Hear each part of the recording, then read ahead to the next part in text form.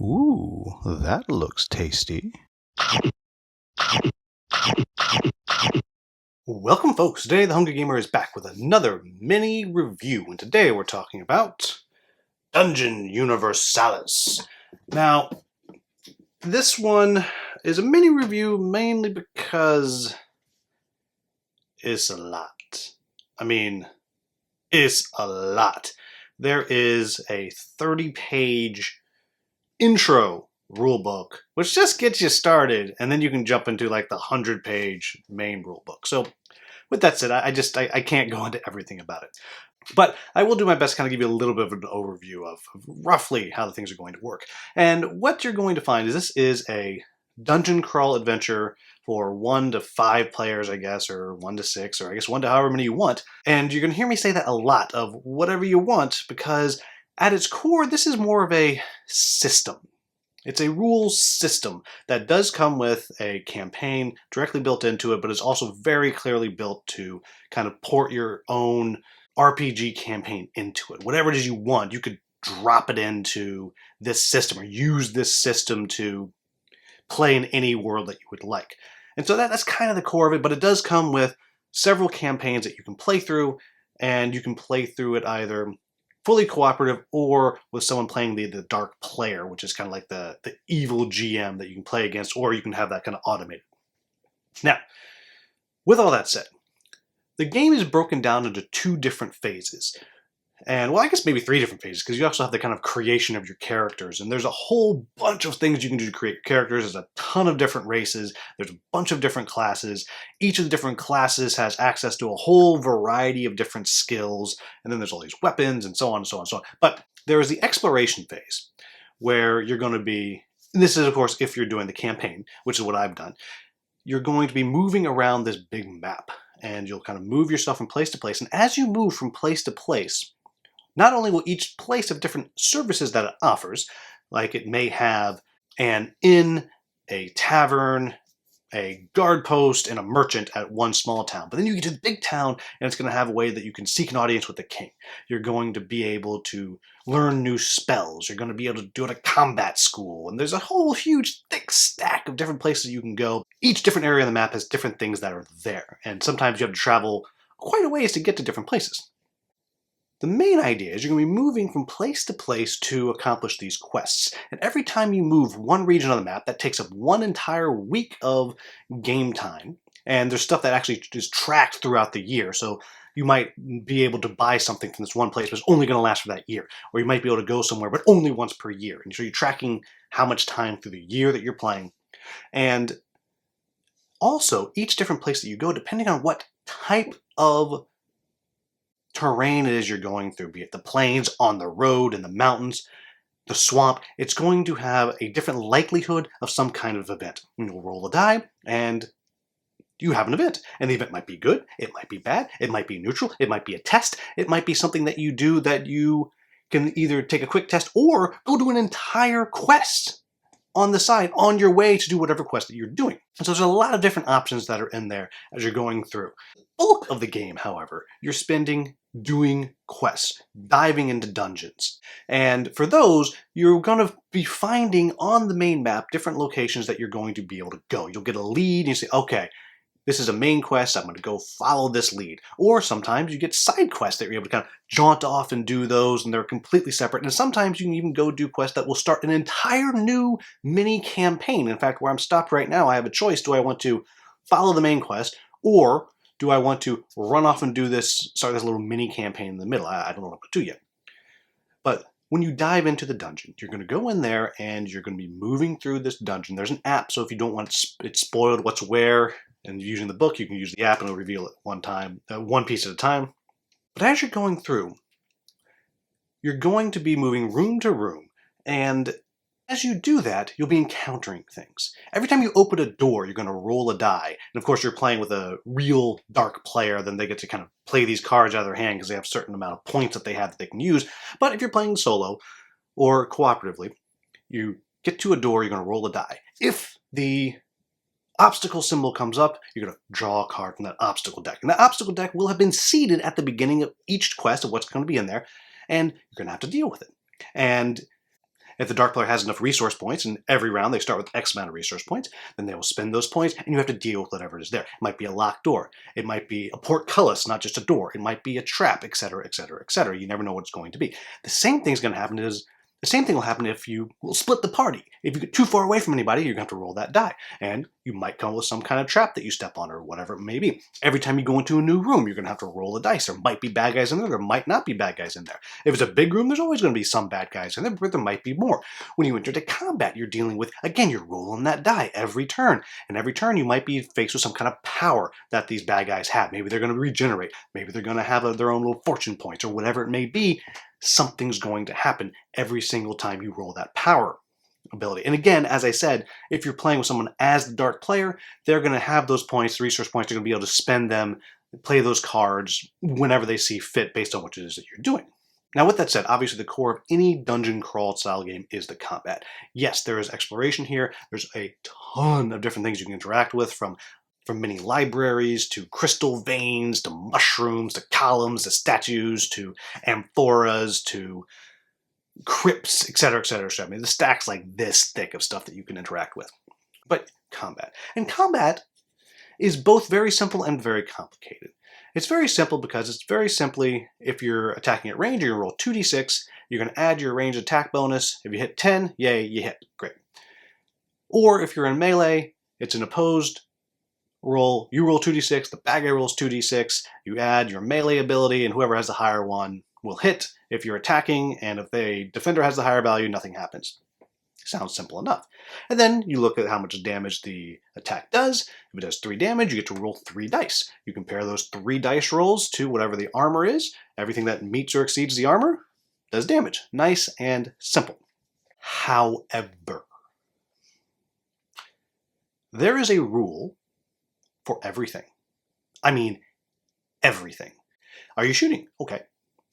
Make a 10. However, did you move? Did you move more than half your movement? Because if you did, that's more of a minus. How far away are you? Because that's more of a minus. Is there some kind of cover that they have? That's more of a minus. Wait, but are you shooting them in the back? Because that's a bonus. In melee. Well, are you attacking in the back? Okay, that's a modifier. Did you draw your weapon while you were attacking? Well, that's another modifier. What kind of weapon do you have? Because some weapons are a little bit more unwieldy, so maybe that's a modifier that you have that's a negative, or maybe you have a magic weapon, which is a positive. Then, of course, you have to look what they're doing. Maybe they have some kind of aura around them. That's a modifier. And so on and so on and so on. I didn't even get into shields. There's also shields. Shields have their own thing you have to deal with. You're attacking melee? Okay, well, they get to roll. If they hit the number, they just totally block your attack. Well, but does your melee attack have the ability to break a shield? Because then maybe you break their shield. When they're defending and they roll double ones, well, that means it's a blunder. That means they might drop one of their weapons, and if they drop their weapon, maybe the weapon's going to break. Did you do an attack? Did you roll a double one? Because that means you might drop your weapon. Are you trying to just run a little further? Well, you got to get closer. Of course, you can't run right next to somebody because that's just crazy talk. So you roll your 2d6 to see if you can run, how much further you can run. But of course, did you roll a double one? Because then again, that's another blunder. Something's going to happen. Want to cast a spell? You just have to hit that 10. Roll 2d6, add what your intelligence is, and that, boom, you succeeded. But of course, did you roll a blunder? Well, of course, now you're going to hurt yourself.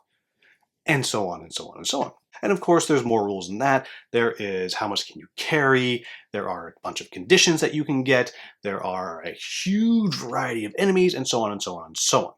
Now, with all of that being said, what do I like about this game? First, I like pretty much all the stuff that I said I like about it. The scope of this game is huge. There is so much going on that you can do. It is such a huge world that it truly feels like a sandbox, but a sandbox with a purpose, with a goal. There's definitely something you're going after, you're trying to do, you're trying to accomplish. And I appreciate that. I really do like the overland exploration, kind of moving around and going different places, the different events that can come up. You have to go to different locations to get different things, and different places might have certain magic items that are on sale, but only there and only for that year. I really like all of that. It's one of my favorite parts actually about folklore was that kind of movement. And I think this kind of takes that and takes it just a step further, because the world just feels so much bigger. And there's so much more variety in what it is that you're dealing with different terrains and all of that. So I really do like that kind of world exploration that you're doing. You're going different places, there's different places you're going, there's branching narratives that might send you all the way across the world, and at the same time, the dark player is sending out little evil things that'll be chasing after you. Every time you get knocked out, they get to put some out. Every time you rest at an inn, they might get to put some out. And just very, very, very clever. That's what's going on in the world. It feels fairly dynamic for something that's actually pretty static. I also like the character creation. I like the options that you have. I feel like I'm making characters that are unique and different. One of the characters I have is a battle dancer, and literally she's doing flips over her opponents so she gets to the other side of them so you can get that benefit for attacking from the back. They can't use their shield, and she has this ability to where if she rolls well enough, she gets to do extra attacks, and that's not something that I've played before. It's just a different feel than the other types of characters I've had. I have a wizard. Great. I chose a light wizard. I have all these light spells, so I do very little damage with it, but all these fun buffs and things. And I was like, gosh, I wish I was doing more damage. So I just trained up and I learned all the light spells. So now I moved on. Now I'm learning air spells. Now I have a lightning bolt. It's just very, very fun with the amount of things that you can do, that you can create, that you can put together. And there's really no limits.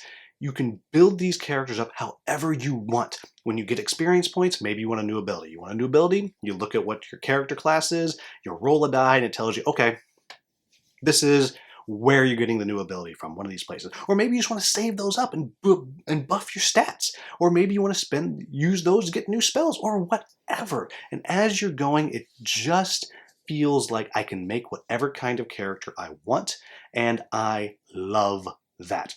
I also love the variety of enemies. There's a huge variety of enemies, and overall, they're all governed by fairly simple AI, and that is fantastic. I also enjoy the combat. Now, I'm going to talk a little more about this later on, but I like that there are rules for pretty much everything. I love the way shields work. I love that idea that you have a shield, block, I don't know. I just love that. It makes sense, and I love it. I love that you can't use the shield if they're attacking you from behind, so their positioning matters, and all the different rules that go around with that. If you're fighting, you beat somebody, you can push them back, so you're playing a positioning game. If you want to get away, you can do that, but you gotta do an agility test to get out of there so you don't get hit. And all these things make sense, but they're all boiled down to a basic skill test for the most part, which is 10. Get to 10 and you're good to go. Unless it's the opposed test, and that's a different thing. But it all just works really, really well. And because the combat is simple, a little fiddly, with all the different rules, it was very fiddly sometimes with all the different rules, but there's multiple rolls. It's like, okay, head-to-head roll. Did I win? Yes. Okay. Then I roll my damage dice. Okay, now I have to see if I actually beat their armor. So it's a couple steps that go to it. It kind of reminds me of a Warhammer 40K type thing. You have to roll to hit, you got to roll to wound, got to beat their armor. So that kind of thing, lots of steps, but it's pretty simple how it works. And then you're just playing the game of all the different modifiers that are in there. Now, I'm going to start my transition into my quibbles with the game. But I'm going to finish by saying the thing that I like the most about this game, I think, is even with the insane amount of rules in this game, 130 pages all told, or whatever it is, 1,000 cards, I have no idea. It comes down to, what do you want to use? Because this is a system. And never before have I played a dungeon crawl where I felt like, I don't like that, I'm not going to use it. I don't like that, I'm going to modify that a little bit. Because it's a core system. It's how much do you want? If you want to dive in and follow every single rule, you're going to have a deep, deep experience where you're going to feel like you're there. But for me, I don't care about the exact weight of what people can carry. I don't care. I could. It's there, but so I eyeball. I'm like, you know what, this, and I'm going to leave the other stuff we carried. I'm going to leave the other stuff outside, and then I made up a rule to where maybe it gets stolen. And it just makes sense. It's just going to do whatever it is that you feel makes sense for the game that you are playing. And more so than any other dungeon crawl I've ever played, does it feel like that is okay. I don't feel like I'm insulting the designer by saying, I'm not going to use this rule, or I'm going to use this rule. I'm going to do this a little bit differently, because that's what it's about. It's about what in this game makes you happy. Use it, play it, and modify it as you go. I love that about it. Now, what are my quibbles with the game? Starting out, there are so many rules. Oh my gosh.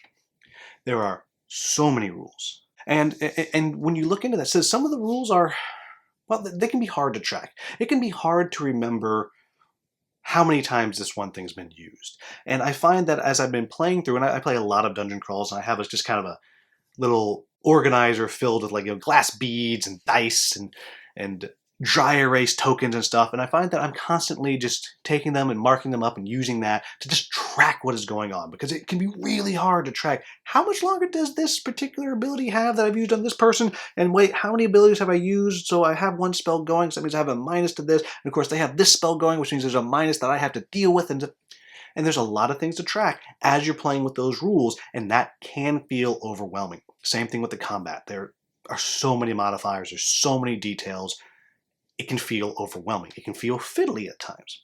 The next thing is the story itself. It's a solid story, but this is not Madara. This is not Oathsworn. This is not even a Wander Cult of Barnacle Bay that you're getting.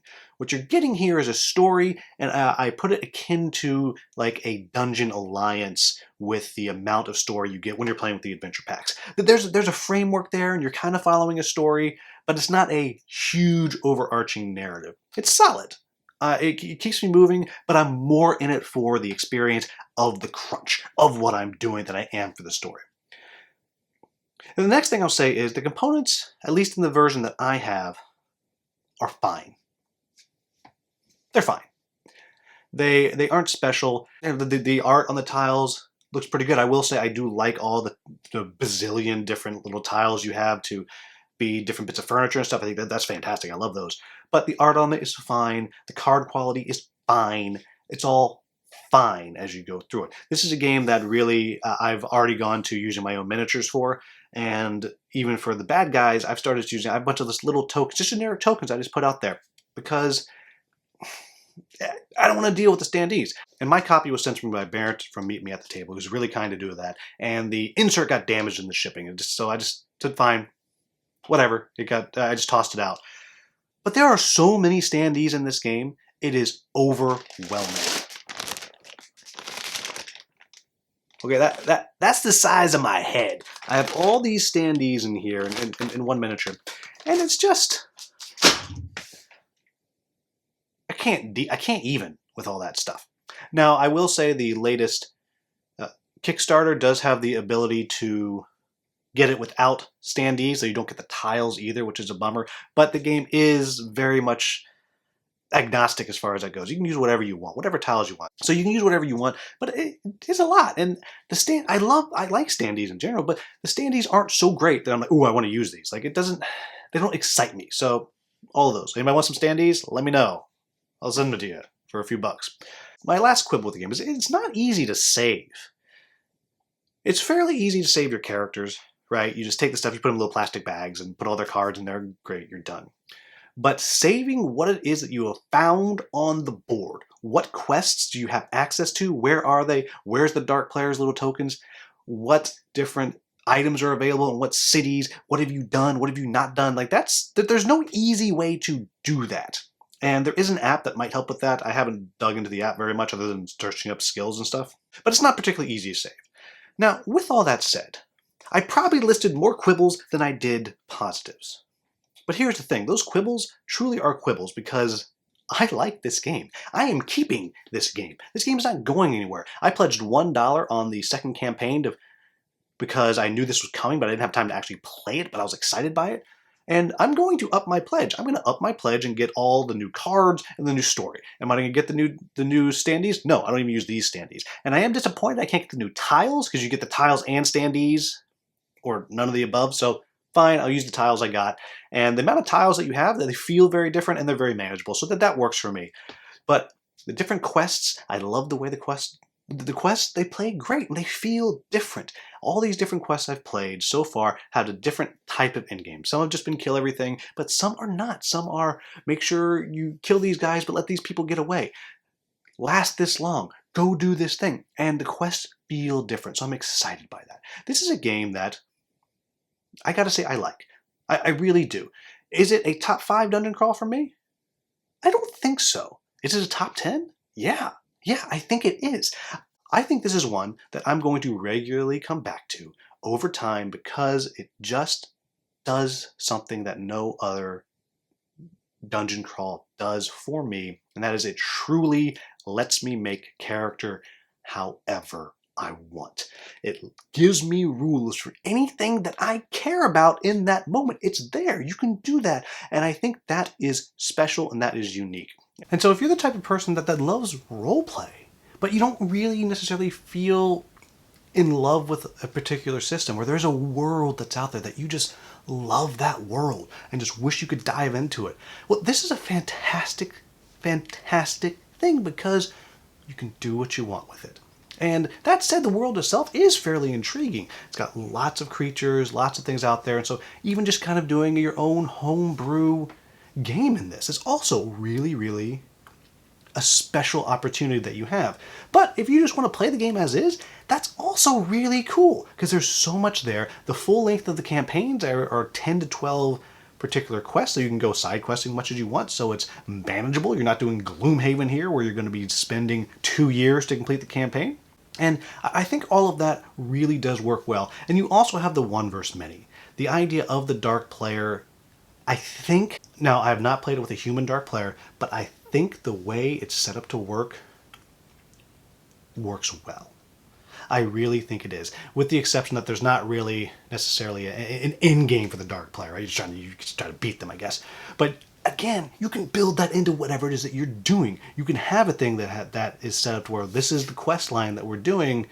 You gotta finish it before a year is out, or whatever. So you can build that in, and you can create things because the system allows you to do that. So if you are the type of person that loves a dungeon crawl, likes a crunchy dungeon crawl, you want crunch and the ability to add even more crunch, then this is one to definitely check out.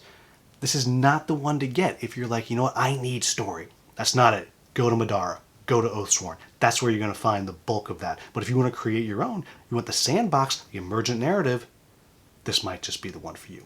So there you have it, folks. That is Dungeon Universalis. A little bit. It's not even close. Honestly, I've played, I don't know, 25 hours of this. And really, to feel like an expert, I probably need to play another 60 more. So this is a bit of Dungeon Universalis. As always, if you found this video useful, please like, subscribe, and share. Thank you so much for watching. Have a wonderful, wonderful day.